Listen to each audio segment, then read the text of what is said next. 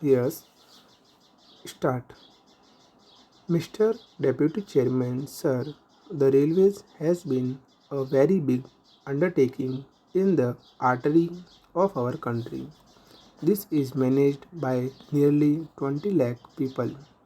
Except bringing food grains and pulses under the purview of standard freight, it is good that the Minister for Railways has not increased the freight charges and passenger fares for the coming year.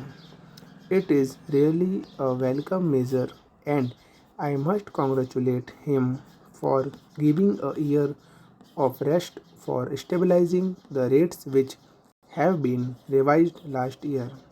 Sir, for the efficient management of any institution, of any public undertaking, the foremost thing is the security of service and the containment of the working man. I am sure most of the members would also share my view on this. Therefore, sir, there should be a good relationship between the working railwaymen and the government. To achieve that end, I, on this occasion, request all the trade union leaders to unite themselves to take one union so that they may have good contact and coordination with the government.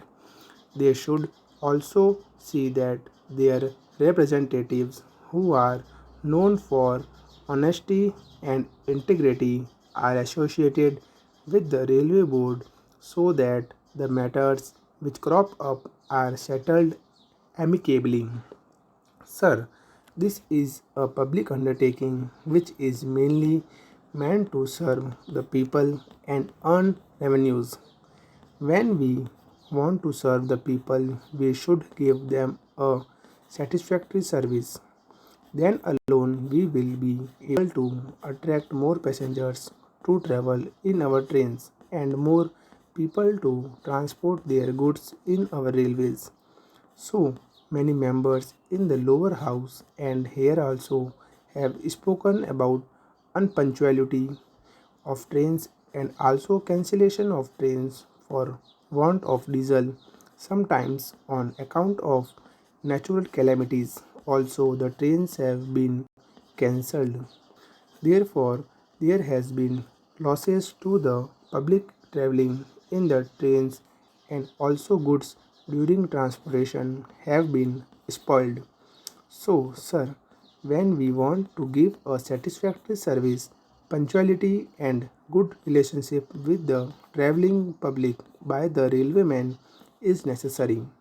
I see, sir, during the past period there were several reasons for the unrest of the working men, and those have dragged on, and it has put the railways to a great loss. Still, I am told that about 10,000 people have not been reinstated, particularly the lower class people, and out of these, there are 1,000 scheduled caste persons who have not been reinstated. There may be temporary working men or casual laborers, yet they were working there, so they would be given a chance once again to serve the railways. Sir, the compensation on account of loss of property by theft and pilferage has gone up to nearly rupees 13 crores. The income from passengers and also goods transport has gone down. It has gone down because of the strike. Strikes have to be discouraged. This year, they expect a little improvement in these things. Diesel has become one of the bottlenecks for the efficient running of the railways. For that also, I think the minister will try to see that there is a better relationship between his department and the Department of Petroleum and see that the required quantity of diesel is allotted to the railways.